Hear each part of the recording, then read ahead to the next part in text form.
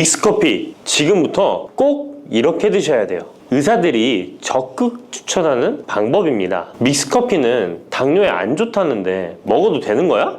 요즘 이렇게 질문하고 있지 않으신가요? 결론부터 말씀드리면 어떻게 먹는지에 따라 믹스커피는 건강에 도움이 될 수도 있고 안 될 수도 있습니다. 그래서 잘 알고 먹어야 하는 거죠. 지금부터 믹스커피에 대한 모든 것을 자세히 알아볼 텐데요. 영상 끝까지 보시면 믹스커피 성분, 효능, 부작용, 건강에 어떤 영향이 있는지와 사람에 따른 하루 권장량, 믹스커피와 같이 먹으면 정말 좋은 식품까지 그동안 몰랐던 믹스커피에 대한 모든 진실 아실 거예요. 제일 먼저 기억하실 게 믹스커피의 성분인데요. 믹스커피는 과연 어떤 성분으로 만들어졌을까요? 물론 믹스커피 제조사마다 성분이 조금씩 다르지만 가장 많이 드시는 믹스커피를 기준으로 말씀을 드릴게요. 믹스커피 성분 첫 번째는 프림입니다. 프림의 원료는 코코넛의 속살인데요. 코코넛 과육에서 채취한 식물성 지방을 분말로 만들어서 믹스커피의 프림으로 사용하는 것입니다. 근데 이 프림이 지방이니까 몸에 안 좋고 콜레스테롤 수치를 높인다 하는 분들도 있고 식물성 지방이라서 오히려 몸에 괜찮다 하는 분들도 있는데요. 어떤 게 맞는 걸까요? 정확히 말하자면 프림에 들어있는 지방은 코코넛에 추출한 식물성 지방이 맞긴 하지만 콜레스테롤을 대놓고 올리는 나쁜 포화지방이 맞습니다. 그런데 여기서 기억하셔야 할 것이 있는데요. 프림에 사용되는 주요 성분인 야자유는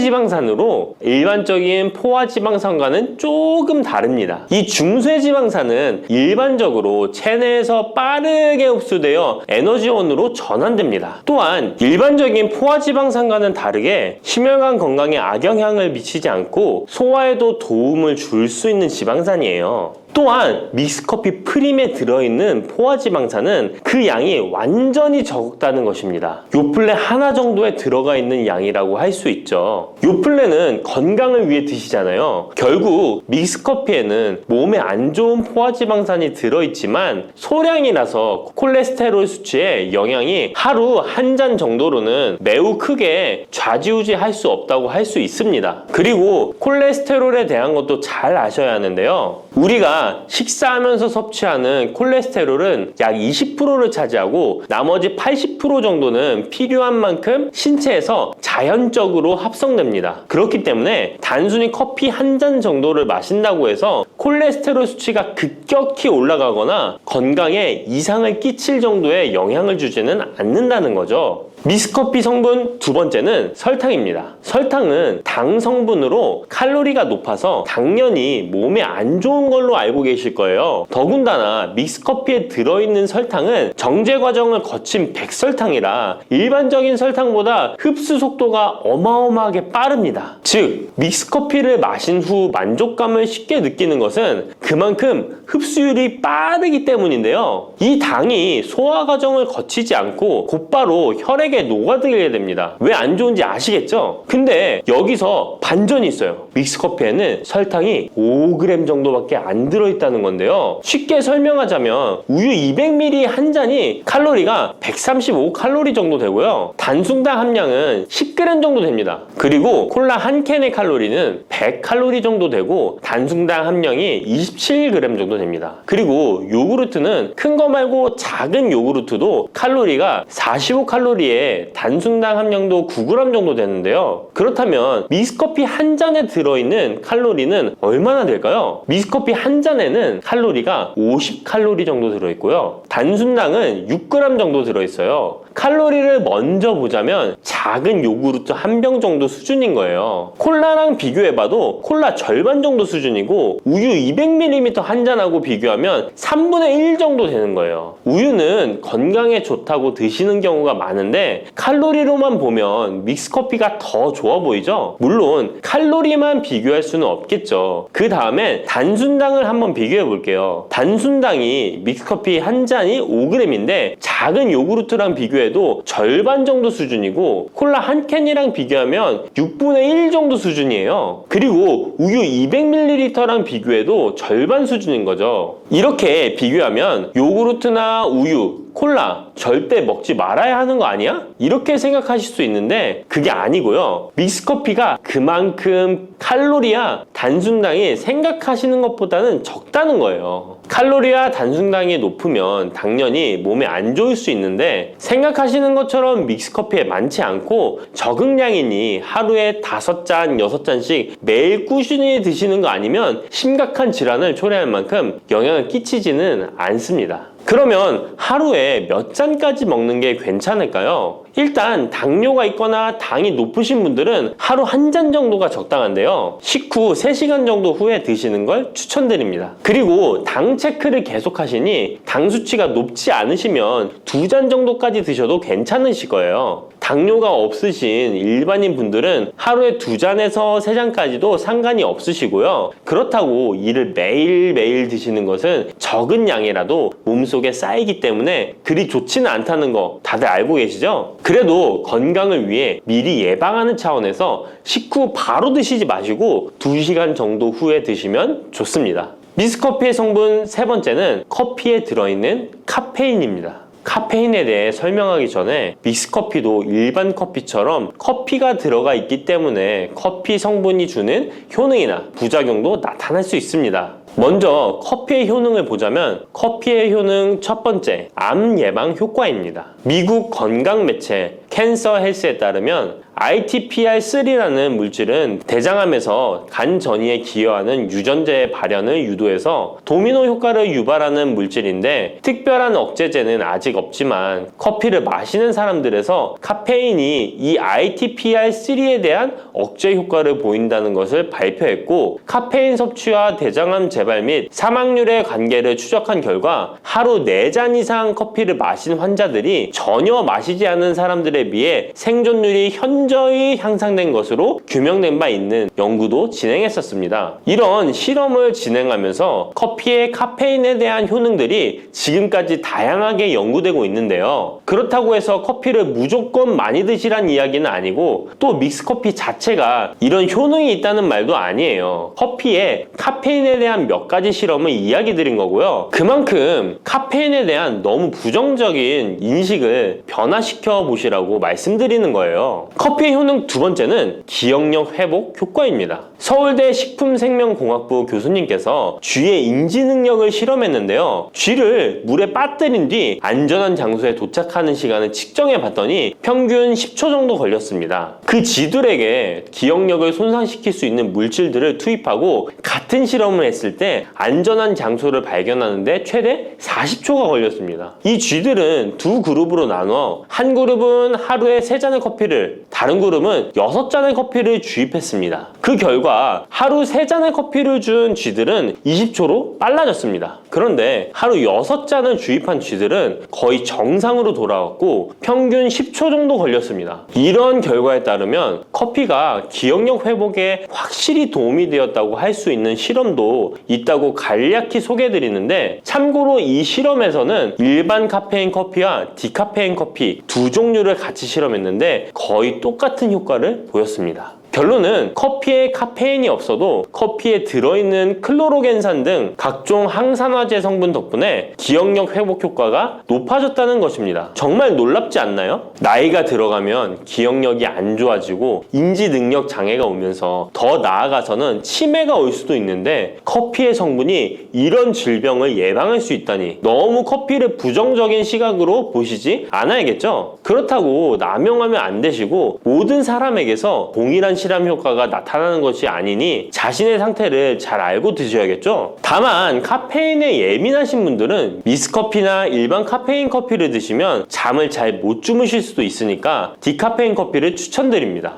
그리고 역류성 식도염, 위염 같은 위장 질환이 있으신데 커피는 드시고 싶은 분들은 될 수 있으면 디카페인 커피를 드시면 되겠죠? 커피의 효능 세 번째는 혈당 조절 효과입니다. 전 세계적으로 대사증후군을 앓고 있는 사람이 10억 명이 훨씬 넘는다고 하는데요. 이처럼 많은 사람들이 모든 질병의 근원이라고 불리는 대사증후군을 가지고 있습니다. 최근의 연구들은 커피가 대사증후군의 발병 위험을 감소시킨다는 것을 보여주고 대사증후군의 발병 위험률을 감소시킨다는 것을 보여주고 있는데요. 커피에 대한 매우 흥미로운 연구 논문을 소개하겠습니다. 이 연구는 하루에 5잔의 카페인을 마신 사람들과 카페인이 없는 커피를 마신 사람들을 비교했습니다. 카페인 커피를 마시는 사람과 카페인 없는 커피를 마시는 사람은 커피를 마시지 않는 사람에 비해 당 섭취 2시간 후 혈당이 13.1%나 크게 떨어졌습니다.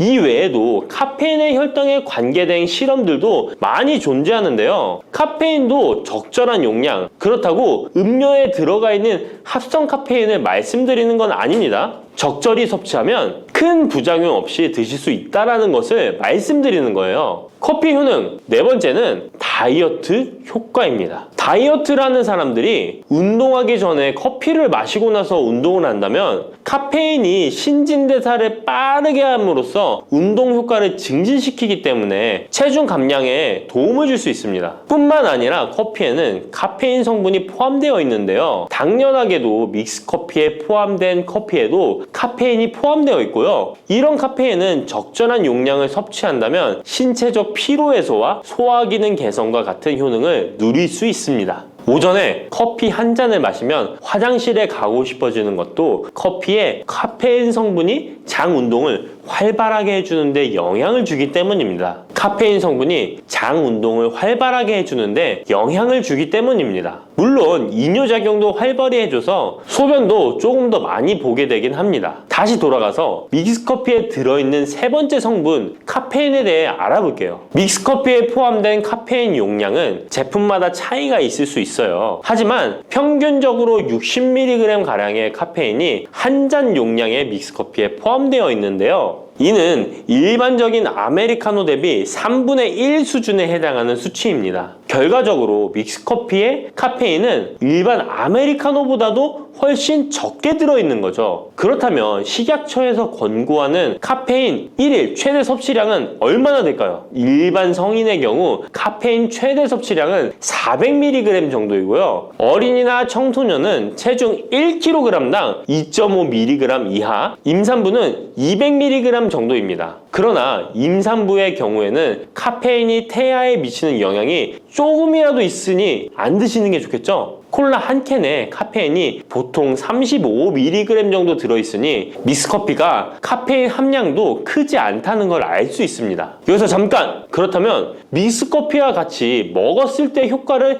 극대화시킬 수 있는 식품이 있을까요? 커피와 같이 먹으면 좋은 음식, 첫 번째는 강황입니다. 노란 빛깔의 강황가루를 넣은 커피를 골든 라떼라고도 부르고 있습니다. 강황이 몸에 좋다는 사실이 알려지면서 이미 미국과 유럽 등 전 세계적으로 엄청난 인기를 끌고 있는 새로운 종류의 커피 중 하나인데요. 강황에 함유된 커큐민 성분에는 강력한 항염 효과를 지니고 있어서 체내의 염증 유발 물질을 억제하며 암세포가 발생하고 증식되는 위험을 낮춰줍니다. 또한 우울증을 완화하는 데도 도움이 되며 기억력을 개선하고 치매를 예방하는 등의 다양한 효능을 가지고 있습니다. 강황 커피는 커피 한 컵에 강황 한 티스푼을 넣어 마시면 좋은데요. 강황 속의 커큐민은 우리 몸에 굉장히 흡수되기 어려운 성질을 가지고 있습니다. 그래서 세계적으로 유명한 원료 기업들은 각 기업마다의 커큐민 흡수율을 높인 특허 원료를 만들어내곤 하는데 간단하게 흡수율을 높일 수 있는 방법이 있습니다. 바로 후추입니다. 미국 텍사스 주립대학에서 실시한 연구 결과 강황의 커큐민은 후추의 페페린과 만나면 흡수율이 2000%까지 높아지는 것으로 나타났습니다. 강황 커피에 후추를 아주 살짝 넣어 드시면 건강 개선 효능을 높일 수 있으며 만약 향이 강하다고 느껴지신다면 우유를 조금만 넣어 드셔도 아주 좋습니다. 믹스커피와 같이 먹으면 좋은 음식 두 번째는 계피입니다. 커피에 계피를 넣으면 아주 향긋한 커피를 즐길 수 있어요. 후추와 정향에 이어 세계 3대 향신료 중 하나인 계피는 이미 수천 년 동안 약재로 사용되어 왔으며 여러 연구를 통해 계피의 다양한 효능이 입증되어 왔습니다.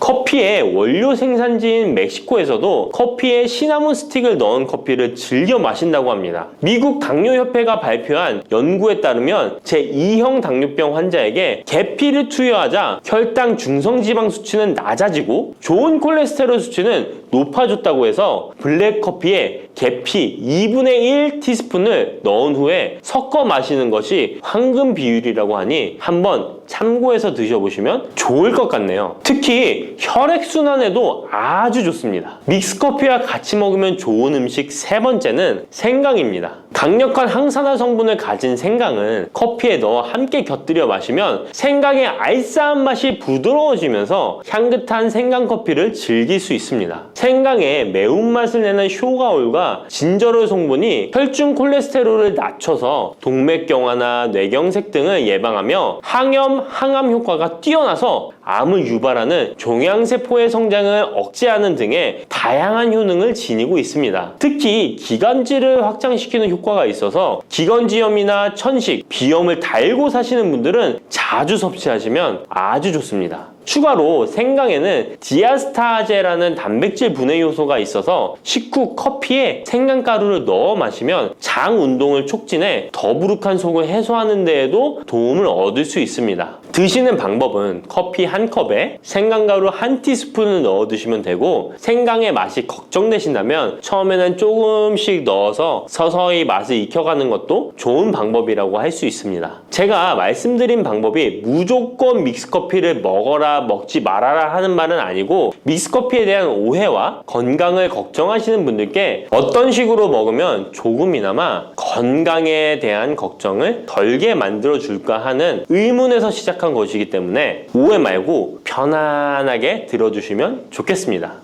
여러분, 달콤 쌉쌀한 계피 좋아하시나요? 저는 향긋한 수정과도 좋아하고 계피가루를 얹은 라떼도 매우 좋아하는데요. 계피는 단순히 향긋한 맛을 주는 향신료 이상의 효능을 가지고 있다는 것 알고 계신가요? 우리가 몰랐던 계피의 효능은 함께 먹으면 좋은 음식들, 그리고 주의할 점까지 자세히 알려드릴게요. 첫 번째 계피의 효능은 바로 암 예방 효과입니다. 계피는 항산화 성분이 풍부한 음식인 거 아시나요? 우리나라뿐만 아니라 전 세계적으로 계피는 많은 사랑을 받고 있는데요. 향이 좋을 뿐만 아니라 계피의 효능 또한 뛰어나기 때문입니다. 계피에는 항산화 물질이 함유되어 있는데요. 이런 항산화 물질은 우리 몸의 세포가 노화되거나 손상되는 것을 막아주는 역할을 합니다. 특히 계피에 들어있는 시나믹 알데하이드라는 성분이 강력한 항암 효과를 가지고 있어 암세포의 성장을 억제하는 효과가 있는 것이죠. 연구에 따르면 계피는 특히 대장암이나 간암 예방에 효과적일 수 있다고 하는데요. 계피에는 항산화 물질인 폴리페놀이 풍부하게 함유되어 자유라디칼이라고 불리는 유해한 분자로부터 세포를 보호하는 역할을 합니다. 자유라디칼은 암 예방과 관련된 DNA 손상을 일으킬 수 있으므로 항산화 작용을 통해 암 예방에 도움을 줄 수 있습니다. 꾸준히 섭취하면 암 예방에 큰 도움이 될 수 있겠죠? 계피의 놀라운 효능 두 번째는 탁월한 콜레스테롤 관리입니다. 계피는 콜레스테롤 수치 조절에도 아주 유익한 식품인데요. 계피에 포함된 식이섬유와 폴리페놀 성분이 이와 같은 효능을 나타내는데, 이 성분들이 혈관을 깨끗하게 유지하는데 중요한 역할을 한다고 합니다. 여러 연구에 따르면 계피에 포함된 성분들이 혈중 나쁜 콜레스테롤 LDL을 감소시키고 좋은 콜레스테롤 HDL을 증가시키는데 도움을 주고 있다고 합니다. 이는 계피에 함유된 특정 화합물이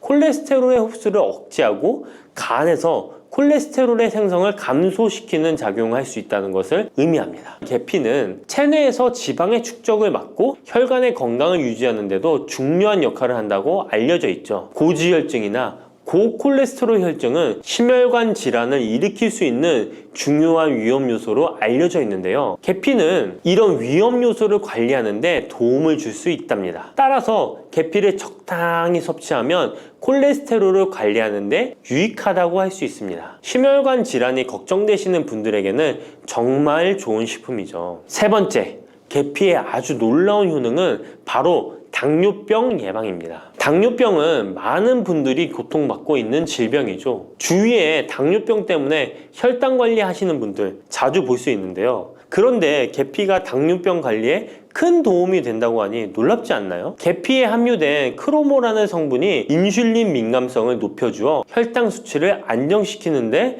도움을 줄 수 있다고 하는데요. 연구에 따르면 계피를 꾸준히 섭취한 사람들은 식후 혈당이 급격하게 상승하는 것을 막을 수 있다고 합니다. 또한 계피에 포함된 시네믹 알데하이드 성분이 인슐린 민감도를 높여주고 혈당 수치를 안정시키는데 도움을 준다고 알려져 있죠. 이 성분이 인슐린이 더 잘 작용하도록 돕기 때문에 혈당을 효과적으로 조절하는 데 도움을 주는 역할을 할 수 있습니다. 우리나라보다 더 계피를 좋아하는 인도에서 계피 섭취와 대사증후군에 관련한 실험이 진행되었는데요. 인도 델리 학교에서 진행한 실험 연구에 따르면 대사증후군이 있는 116명을 두 그룹으로 나눈 뒤 16주간 한 그룹은 계피 추출물을 섭취하고 다른 한 그룹은 계피가루가 들어있다고 속인 가짜 약을 섭취하게 했는데요. 16주 뒤 확인했더니 계피 추출물을 먹은 그룹은 가짜 약을 먹은 그룹에 비해 대사증후군에 악영향을 주는 체중, 혈당, 콜레스테롤 등의 수치가 개선되었다고 합니다. 참으로 놀랍죠. 물론 계피를 꾸준히 섭취하는 것만으로도 당뇨병을 완전히 예방할 수 있는 것은 아니지만 식이요법에 포함시킬 수 있는 좋은 재료라는 점은 분명합니다. 네 번째, 계피의 놀라운 효능은 바로 항염작용입니다. 계피가 항염작용까지 있다니 참 신기하죠? 계피에는 항염증 작용에 있는 화합물이 합연되어 있는데요. 계피에 들어있는 시나믹 알데하이드 성분은 염증을 줄이는데 효과적이라고 연구 결과도 있습니다. 이 성분은 몸속 염증 반응을 억제해 주어 관절염, 근육통, 염증성 질환이 있는 분들에게 매우 유익한 식품이죠. 특히 체내에서 발생하는 염증은 만성적인 질환을 유발할 수 있기 때문에 이를 예방하는 것이 중요한데요. 계피를 섭취하면 몸속 염증을 낮춰주는데 도움을 줄 뿐만 아니라 면역력 강화에도 긍정적인 영향을 미친다고 알려져 있습니다. 겨울철에는 찬바람과 습기로 인해 염증이 쉽게 발생하는데 계피를 섭취하면 몸을 따뜻하게 해주고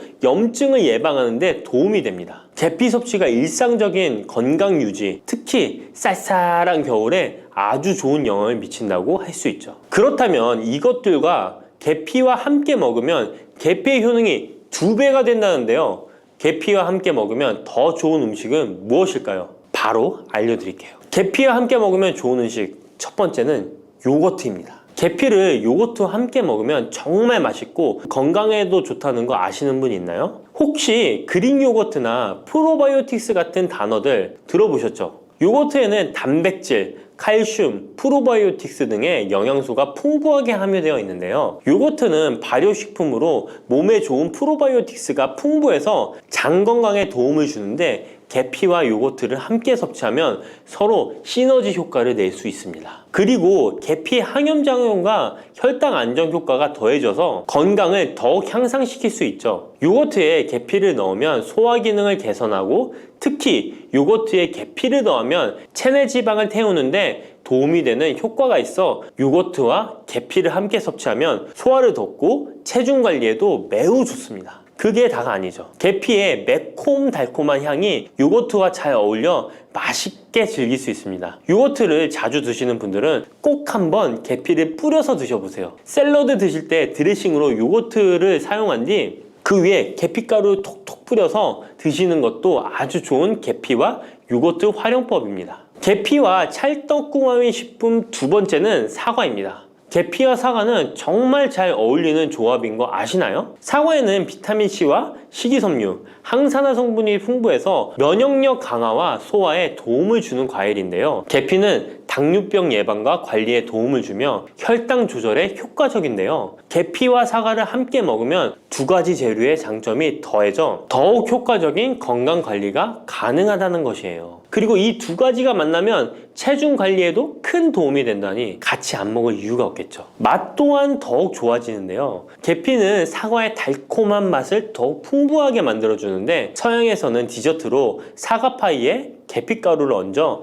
향긋하게 즐기는 게 유명하죠. 같이 섭취할 때는 사과에 계피를 뿌려서 간단히 먹거나 사과를 얇게 썰어 계피를 뿌려 먹으면 더욱 맛있고 건강한 간식이 될 수 있다는 것 기억해 주세요. 세 번째, 계피와 먹으면 좋은 음식은 바로 커피입니다. 계피와 커피는 정말 좋은 궁합을 자랑한다는 거 아셨나요? 커피는 카페인 덕분에 활력을 주는 음료인데요. 커피의 쓴맛이 사람마다 호불호가 갈릴 수 있습니다. 그런데 계피를 커피에 넣으면 그 쓴맛이 부드럽게 변화하면서 더 풍부하고 깊은 맛을 느낄 수 있는데요. 계피가 커피의 쓴맛을 부드럽게 감싸주기 때문에 커피를 마시는 동안에 입안에 더 부드러운 느낌을 주게 되는 것이죠. 계피는 항염증 효과와 항산화 효과가 뛰어나서 커피와 함께 마시면 건강 효과도 한층 더 올라가는데요.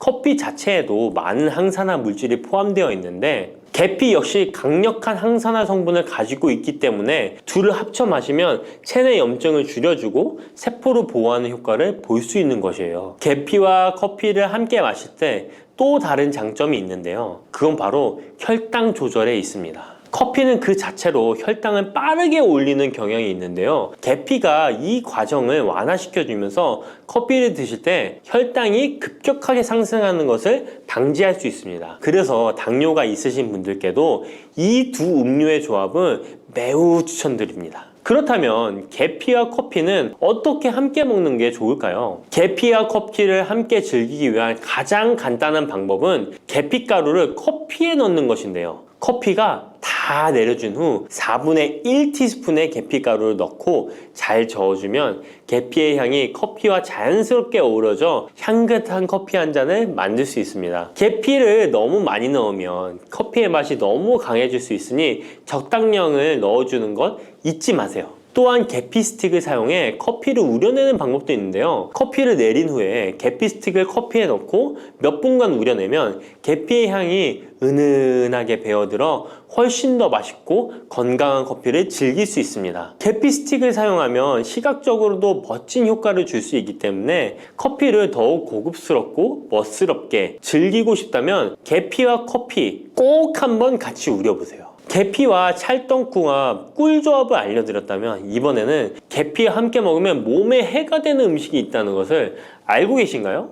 그것은 바로 귤이나 자몽, 레몬 같은 시트러스 계열의 과일인데요. 계피와 시트러스 계열 과일을 함께 먹으면 안 되는 이유 바로 알려드릴게요. 많은 분들이 시트러스 계열 과일, 예를 들어 오렌지나 레몬을 좋아하시는데요. 이 과일들은 비타민C가 풍부하고 상큼한 맛이 참 일품이죠. 하지만 계피와 시트러스 과일을 함께 먹을 때는 주의가 필요한데요. 계피의 주요 성분 중 하나인 시나몰은 계피가 가진 가장 독특한 향을 만들어내는 성분. 계피의 주요 성분 중 하나인 시나몰은 계피가 가진 독특한 향을 만들어내는 성분인데 이 시나몰이 시트러스 계열 과일의 산성 성분과 결합하면 위에서 소화가 잘 되지 않거나 불편한 증상을 유발할 수 있습니다. 특히 속쓰림이나 위경련이 일어날 수 있는데요. 이는 계피와 시트러스 과일이 소화 효소의 분비를 방해하고 서로 반응하면서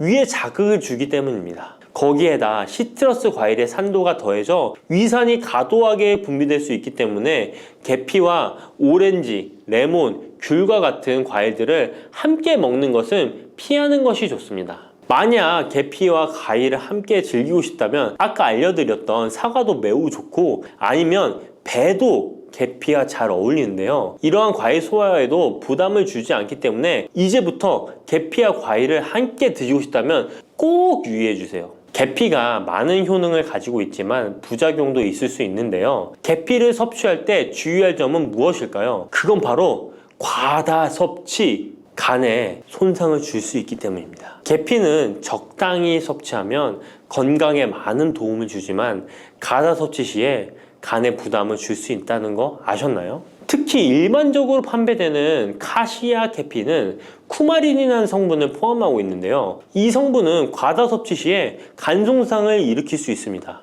쿠마린은 간 독성을 일으킬 수 있는 물질로 알려져 있기 때문에 계피를 과다하게 섭취하는 것은 최대한 피하는 것이 좋겠죠? 여기서 우리가 주로 섭취하는 계피가 카시아 계피인지 세이론 계피인지 헷갈리시는 분도 있으실 거예요. 둘의 차이점을 알려드릴게요. 일반 계피는 주로 카시아 계피인데요. 카시아 계피는 중국, 인도, 베트남 등의 아시아 지역에서 많이 재배됩니다. 이 계피는 맛이 더 강하고 매운맛이 나면서 향도 좀 더 진하죠. 가격도 비교적 저렴해서 국내 유통되는 계피는 대부분 이 카시아 계피입니다. 세이론 계피는 주로 스리랑카, 인도의 일부 지역에서 자주 자생하는데요. 이 세이론 계피는 쿠마린의 함량이 매우 적답니다. 그래서 세이로운 계피는 일반 계피보다 상대적으로 많이 섭취해도 건강에 부담이 적다는 것이죠. 세이로운 계피는 향도 더 섬세하고 가벼운 느낌을 준다는 건데요. 세이로운 계피는 더 희귀하고 가격이 비싸고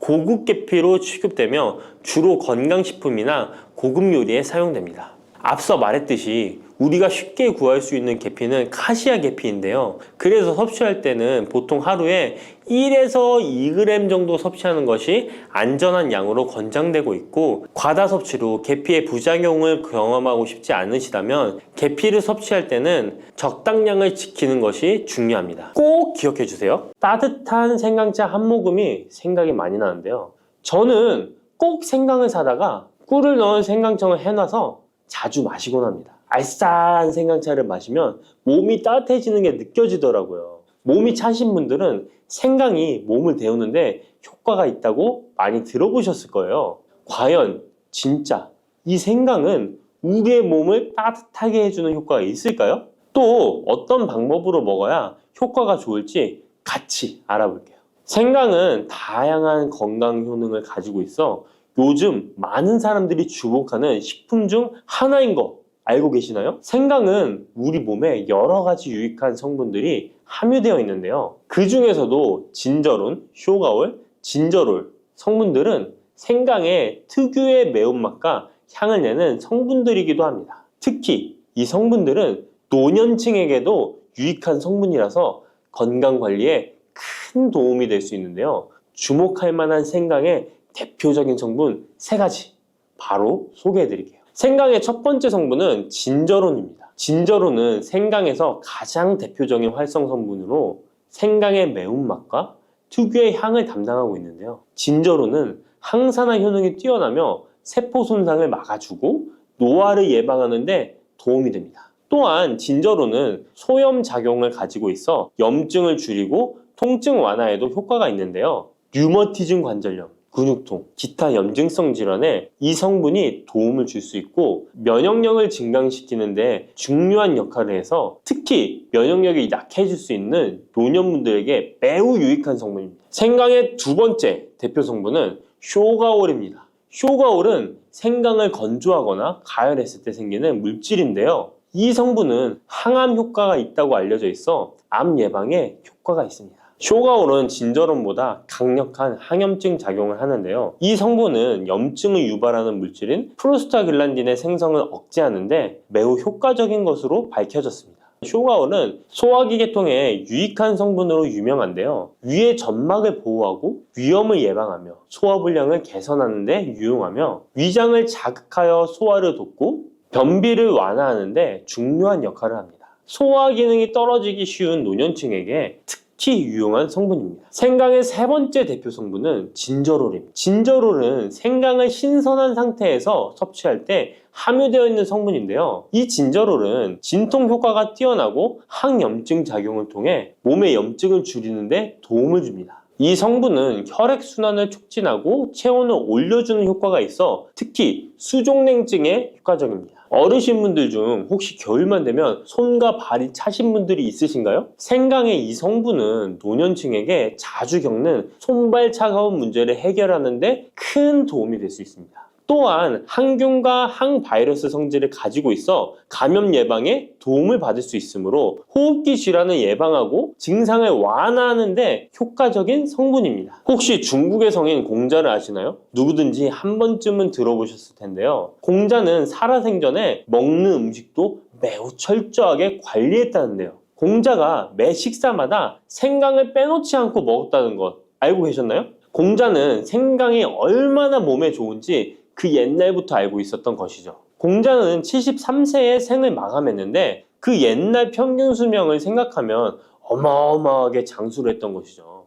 이렇게 건강에 좋은 생강, 생강이 왜 그렇게 좋은지, 생강이 이 우리 건강에 어떤 도움이 되는지 4가지 주요 효능을 소개해 드릴게요. 생강의 효능 첫 번째는 면역력 강화입니다. 서울대 노화연구소에서 꼽은 면역력에 좋은 식품 3가지 안에 이 생강이 포함되는 거 알고 계셨나요? 생강에는 아까 소개해드렸던 3가지 성분 진저론, 쇼가올, 진저롤이 포함되어 있어 면역력을 강화하는 데 매우 효과적입니다. 특히 항염증 효과가 뛰어나 몸의 염증을 줄여주고 면역 체계가 더 강하게 작동하도록 도와주는데요. 면역력이 떨어지기 쉬운 노년층에게는 자주 섭취하는 것이 좋은 식품입니다. 생강을 꾸준히 섭취하면 감기나 각종 질병에 걸리는 확률을 낮출 수 있다는 거 잊지 마세요. 생강의 두 번째 효능은 항산화 효과입니다.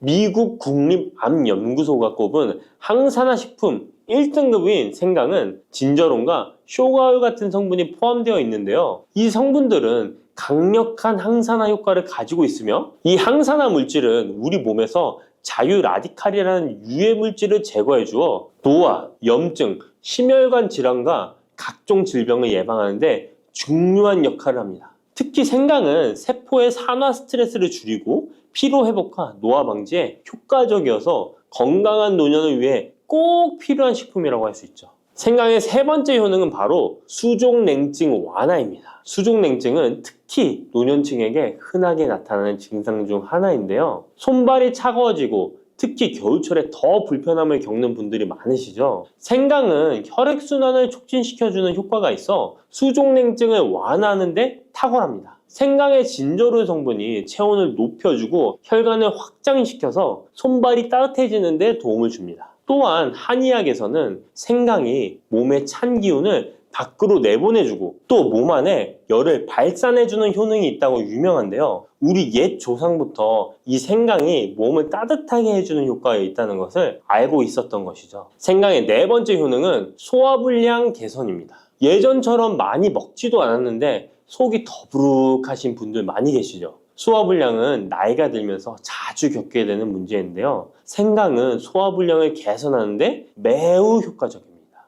생강에 포함된 쇼가올 성분은 위장의 운동을 촉진시키고 위염을 예방하는 데 도움이 되는데요. 또한 메스꺼움이나 구토 증상을 완화시켜주기 때문에 특히 소화기 계통에 문제가 있는 분들에게 좋습니다. 그런데 이렇게 좋은 생강 그냥 차로만 드시고 계시는 분 많으시죠? 각 방법은 그에 맞는 효능을 더욱 잘 발휘할 수 있기 때문에 여러 방법으로 생강을 활용하는 것이 좋습니다. 차로 드시는 것 말고도 여러 가지 섭취하는 방법에 대해 자세히 알려드릴게요. 첫 번째 방법은 가장 간단한 방법으로 생으로 먹는 것입니다. 생강을 얇게 썰어서 샐러드나 요리에 넣어 먹을 수 있는데요. 생으로 먹을 경우 생강의 모든 효능을 그대로 섭취할 수 있으며 항산화와 항염 효과를 가장 잘 느낄 수 있습니다. 물론 그 특유의 매운맛이 강하기 때문에 매운맛을 좋아하지 않는 분들은 식초에 절여주시거나 물에 조금 담가 매운기를 확 빼고 드시거나 생으로 조금 먹는 것이 좋습니다. 두 번째 방법은 생강을 말려서 먹는 방법입니다. 생강을 건조해서 차나 국물에 넣어 먹을 수 있는데요. 볕이 잘 들고 통풍이 잘 되는 곳에 말리셔도 되고 아니면 음식 건조기에 넣고 말리셔도 됩니다. 말린 생강은 소화 기능을 더욱 돋고 소염작용을 강화하는 데 효과적입니다. 또한 말린 생강은 장시간 보관이 가능하고 생강의 매운맛이 부드럽게 중화되어 편하게 섭취 가능한데요. 체온을 높여주는 효과가 있어 겨울철에 특히 유용합니다. 차로 끓여 마시면 몸을 따뜻하게 해주고 피로 회복에도 도움이 됩니다. 세 번째 방법은 생강을 가루로 내서 먹는 방법입니다. 생강가루는 다양한 요리에 활용할 수 있고 특히 음료나 디저트에 넣어 먹기에 좋은데요. 혹시 진저맨 쿠키라고 들어보셨나요? 크리스마스에 자주 보이는 쿠키인데요. 외국에서는 진저맨 쿠키라고 쿠키 반죽에 생강가루를 넣어 겨울철 생강을 먹기 싫어하는 아이들에게 주는데요. 이렇게 가루 형태로 만들게 되면 생강의 매운맛을 부드럽게 즐길 수 있고 물에 타서 마시거나 다양한 요리에도 넣어 드실 수 있고 또한 소화 기능을 돕고 약간의 진통 효과까지 누릴 수 있습니다. 그냥 생강만 드시게 되면 너무 맵다고 하시는 분들 있으신가요? 혹시 생강의 향이 너무 강해서 조금 옅게 드시고 싶은 분도 있으실 텐데요. 그런 분들은 주목해 주세요. 생강과 잘 어울리는 식품 몇 가지 소개해 드릴게요. 생강과 잘 어울리는 식품 첫 번째는 레몬입니다. 레몬과 생강은 궁합이 아주 좋은데요. 레몬은 비타민C가 풍부해서 면역력 강화에 도움을 주고 생강은 항산화 작용을 하는데요. 두 가지를 함께 섭취하면 서로 효과가 극대화돼서 특히 감기 예방에 탁월합니다. 또한 레몬은 소화 촉진에 도움을 주며 생강도 소화불량 개선에 뛰어난 효능이 있는데요. 이 둘을 함께 드시면 소화 기능이 개선되고 면역력 강화와 항산화 효과까지 배가 된다는 것 잊지 마세요. 생강과 레몬은 레몬 생강차나 레몬과 생강을 함께 넣은 샐러드로 드시는 것을 추천드립니다. 생강과 궁합이 좋은 식품 두 번째는 강황입니다. 강황은 생강과 함께 먹으면 항염증, 항암, 면역력 증진 효과가 매우 강력해지는데요. 강황의 주성분인 커큐민은 항염증과 항산화 작용이 뛰어나 생강의 진저론, 쇼가올, 진저롤과 함께 염증을 줄이고 세포 보호 효과를 극대화할 수 있습니다. 또한 강황은 면역력을 강화하는 데도 중요한 역할을 하는데요. 생강과 강황은 두 가지 모두 소염작용이 뛰어나기 때문에 관절염이나 염증성 질환을 앓고 있는 사람들에게 매우 뛰어난 작용을 합니다. 강황 생강차는 특히 겨울철에 체온을 올려주는 효과가 있어 겨울철 몸이 차신 분들, 수족냉증이 있으신 분들에게 추천드립니다. 생강과 같이 먹으면 좋은 식품 세 번째는 꿀입니다. 겨울철 꿀에 생강을 담가 차로 드시는 분들 많으시죠? 꿀은 생강과 함께 섭취하면 그 효능이 배가 되는데요. 꿀은 항균과 진정 효과가 있어 생강의 자극적인 맛을 부드럽게 해줄 뿐만 아니라 또한 꿀은 피로 회복에 좋고 생강과 함께 먹으면 소화불량 개선에도 도움이 됩니다. 꿀 생강차는 속을 따뜻하게 해주고 위와 목을 따뜻하게 해주어 감기 증상이나 기침 완화에도 좋은 음료입니다. 이렇게 건강에 좋은 생강, 몸에 좋다고 많이 드셔도 될까요? 모든 식품은 과, 유, 불, 급인데요. 생강도 마찬가지로 적절히 섭취해야 효과가 있습니다. 또한 잘못 먹으면 몸에 해가 되는 부작용이 있을 수 있기 때문에 몇 가지 유의사항을 알아두는 것이 중요한데요. 바로 알려드릴게요. 생강을 저장할 때 대충 비닐에 보관하셨다가 곰팡이 피신 분들 있으시죠? 생강은 곰팡이가 생기지 않도록 주의해야 하는데요. 생강은 수분 함량이 많아 습기에 민감하고 곰팡이가 쉽게 생길 수 있습니다. 이때 곰팡이가 생긴 생강은 섭취하지 않도록 하세요. 생강에 핀 곰팡이는 미코톡신이라는 독소를 생성하는데요. 일부 미코톡신은 인체에 매우 유독해 간과 신장, 면역체계에 심각한 손상을 줄 수 있습니다. 생강의 일부분만 곰팡이가 생겨도 이 독이 생강 전체에 퍼질 수 있어 곰팡이 핀 생강은 아깝더라도 전체 다 버리셔야 한다는 거 잊지 마세요. 곰팡이가 피지 않도록 생강을 보관할 때는 통풍이 잘 되는 곳에 보관하고 습기가 많은 곳은 피하는 것이 좋습니다. 생강은 많은 효능을 가지고 있지만 과다 섭취할 경우 부작용이 있을 수 있는데요. 너무 많이 지나치게 먹으면 속이 쓰리거나 위염이나 위장장애를 일으킬 수 있습니다. 하루에 2에서 3g 정도로 섭취하는 것이 적당하며 위장에 민감한 분들은 조금 더 적은 양을 섭취하는 것이 좋다는 것 기억하세요. 달콤하면서도 신맛이 나고 약간은 쓴맛과 짠맛까지 느껴지는 아주 신비로운 열매 무엇인지 아시나요? 아시는 분들은 많으시죠? 바로 오미자입니다. 오미자는 5가지 맛이 난다고 해서 붙여진 이름이죠. 이 오미자가 우리 건강에 얼마나 큰 도움을 주는지 아시는 분 있으신가요? 여름에 오미자차를 많이 즐기지만 사실 그 효능은 생소한데요. 이 오미자가 우리 몸에 큰 도움을 준다는데 이 열매가 어떤 효능이 있고 또 어떤 음식과 잘 어울리는지 하나하나 알아보도록 할게요. 오미자는 우리나라뿐만 아니라 중국과 일본에서도 오랫동안 약재로 사용되어 온 열매인데요. 이름에서 알 수 있듯이 신맛, 단맛, 쓴맛, 짠맛, 매운맛 이렇게 5가지 맛이 난다고 해서 오미자라고 불린답니다. 주로 산속 깊은 곳에서 자라는 동굴식물의 열매로 늦여름에서 초가을 사이에 수확을 하죠. 오미자의 많은 효능 중에 가장 유명한 건 기관지에 좋다는 건데요. 오미자가 어떻게 우리의 기관지를 보호하는지 바로 알려드릴게요. 요즘 미세먼지나 환절기, 건조한 날씨 때문에 기관지가 불편한 분들 많으시죠? 기침이 자주 나고 목이 따갑거나 가래가 끓는 느낌이 드신다면 기관지가 약해져 있을 가능성이 큰데요. 이럴 때 오미자가 효과가 좋다는 거 알고 있으신가요? 오미자에는 쉬잔드린과 고미신이라는 성분이 풍부하게 들어있는데요. 쉬잔드린은 주로 기침 억제와 거담 작용을 통해 기관지 건강에 도움을 줄 수 있는 성분입니다. 거담 작용이란 기관지 내의 가래를 제거하는 것을 말하는 것이고, 또한 기침 반사를 억제하여 과도한 기침을 완화시키는 데 도움을 주는데요. 특히 만성 기침이나 기관지염과 관련된 기침 증상을 완화시키는데 탁월한 효과를 보입니다. 또 이 성분들은 기관지 점막을 보호하고 염증을 줄여주는 역할도 해주는데요. 쉽게 말해서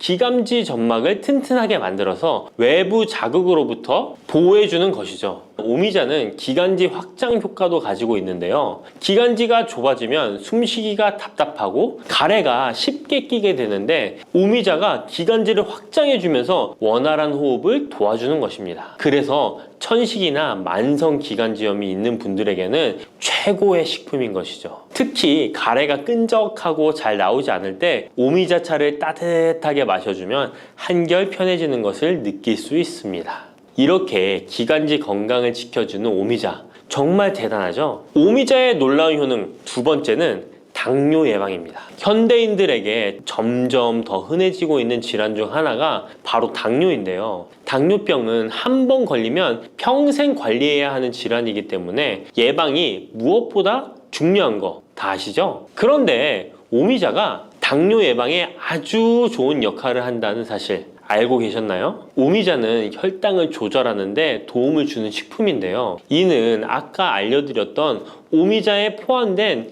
시잔드린이라는 성분과 항산화 성분 덕분입니다. 이 성분은 인슐린 저항성을 낮춰주고 혈당을 안정적으로 유지하는 데 도움을 주는데요. 쉽게 말해 혈당이 갑자기 확 오르는 것을 막아준다는 것이죠. 또한 오미자는 췌장의 기능을 강화하는 데도 효과적인데요. 오미자에는 항산화 물질인 폴리페놀이 풍부하게 함유되어 있다는 거 아셨나요? 항산화 물질은 췌장을 포함한 신체 조직을 산화 스트레스로부터 보호하고 췌장의 건강을 유지하는 도움을 주는데요. 췌장은 우리 몸에서 인슐린을 생성하는 중요한 기관인데, 오미자가 췌장의 기능을 활성화시켜서 인슐린 분비를 촉진하는데 도움을 주기 때문에 혈당 조절이 어려운 분들에게는 오미자가 특히 도움이 될 수 있겠죠. 뿐만 아니라 오미자에는 체내에서 혈당이 과도하게 상승하는 것을 방지하는 역할도 하는데요. 식사 후 혈당이 급격하게 오르는 것을 막아주고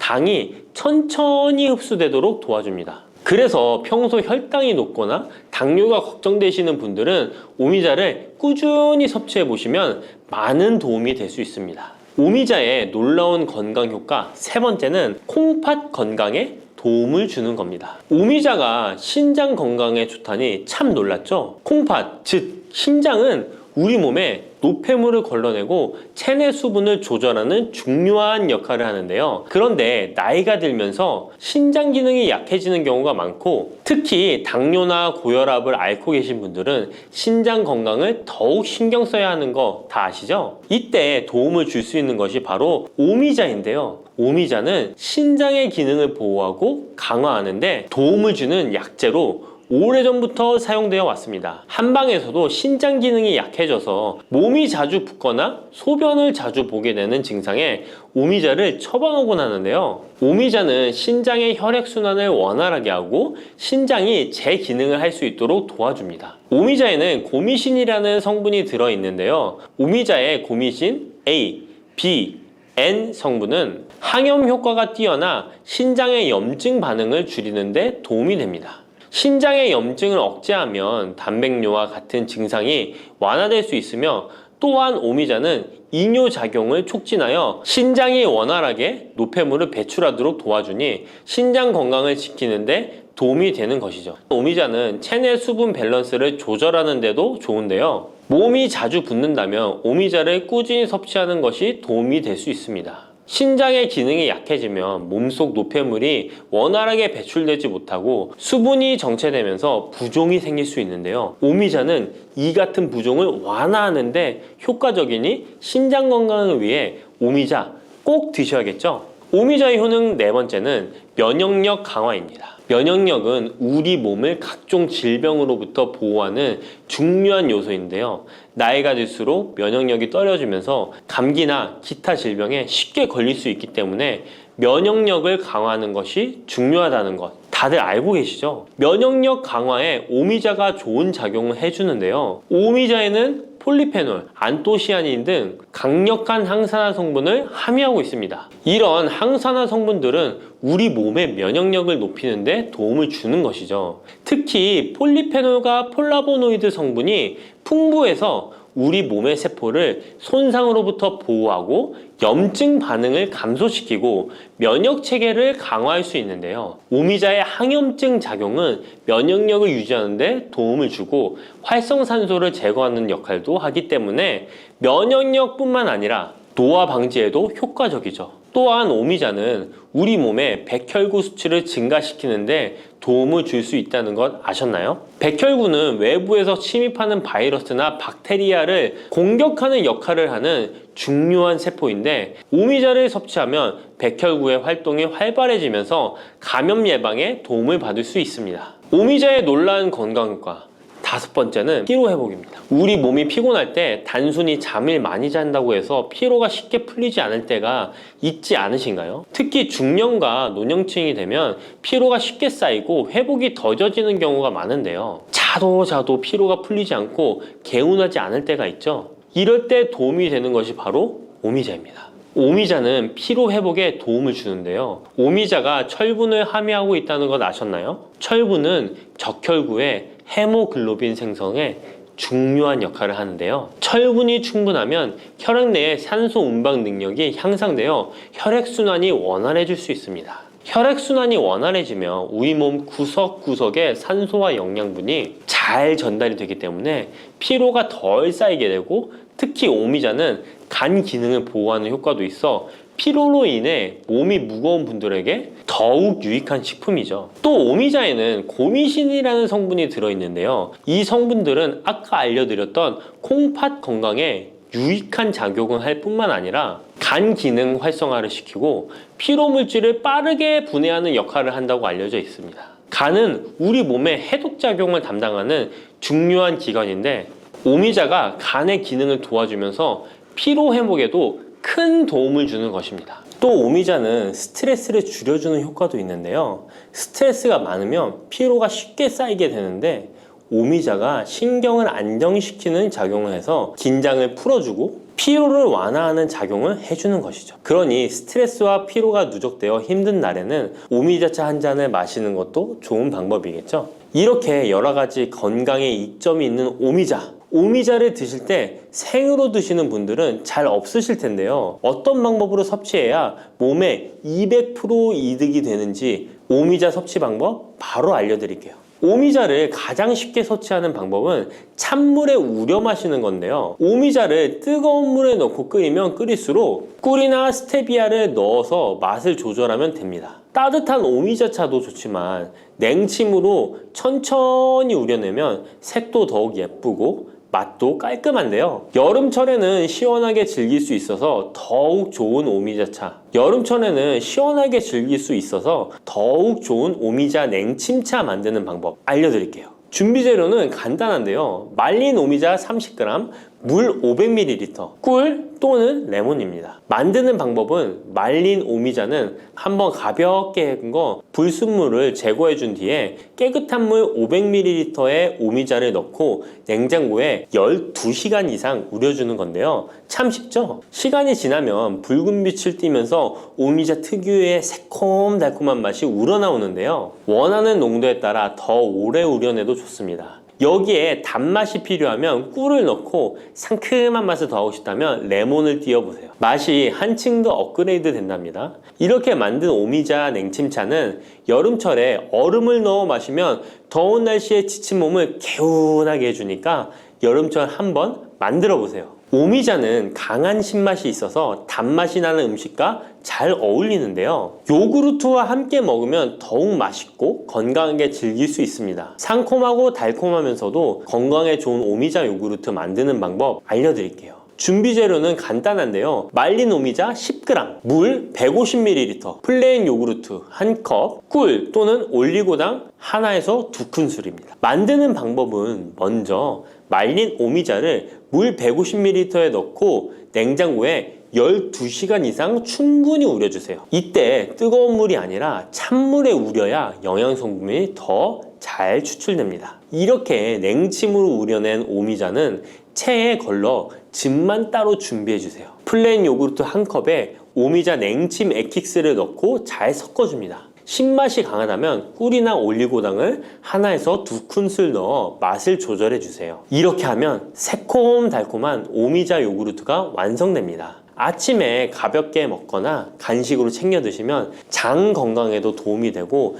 피로 회복에도 좋으니 꼭 해 드셔보세요. 세 번째로 소개해 드릴 것은 오미자청인데요. 오미자청은 오랫동안 보관할 수 있어서 언제든지 쉽게 차로 만들어 마실 수 있습니다. 또한 청을 이용해서 다양한 음식에도 활용이 가능한데요. 오미자청 만드는 방법도 알려드릴게요. 준비 재료는 말린 오미자차 400g 혹은 냉 오미자 500g, 설탕 또는 비정제 설탕 500g 또는 꿀 400g, 유리병입니다. 만드는 방법은 말린 오미자일 경우 오미자를 깨끗이 씻은 후에 물에 30분 정도 불려준 뒤 체에 받쳐 물기를 제거한 후에 유리병에 오미자를 담아주세요. 생 오미자는 잘 세척 후 바로 유리병에 담아주세요. 오미자와 설탕 또는 꿀을 넣어 충분히 잘 섞어줍니다. 그 다음 뚜껑을 닫고 상온에서 2에서 3일 정도 숙성시킨 후 냉장고에서 2주 이상 보관하면 오미자청이 완성됩니다. 오미자청은 물에 타서 차로 마셔도 좋고